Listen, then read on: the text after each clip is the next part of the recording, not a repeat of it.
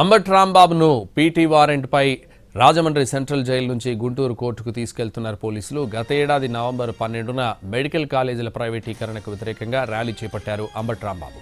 ఆ ర్యాలీ సందర్భంగా పోలీసులు ఏర్పాటు చేసిన బ్యారికేడ్లను తోసుకుంటూ వెళ్లారు. పట్టాభిపురం సీఐ వెంకటేశ్వర్లతో వాగ్వాదానికి దిగారు. పోలీసు విధులకు ఆటంకం కలిగించారంటూ ఆనాడు అంబట్ రాంబాబుపై కేసు నమోదైంది. ఆ కేసులో పోలీసులు కోర్టులో పీటీ వారెంట్ దాఖలు చేశారు. దీంతో గుంటూరు కోర్టు ఈ నెల 11వ తేదీలోపు అంబట్ని హాజరుపరచాలని ఆదేశాలు జారీ చేసింది. కోర్టు ఆదేశాలతో పోలీసులు రాజమండ్రి జైల్లో ఉన్న అంబట్ని అదుపులోకి తీసుకుని గుంటూరు బయలుదేరారు పోలీసులు.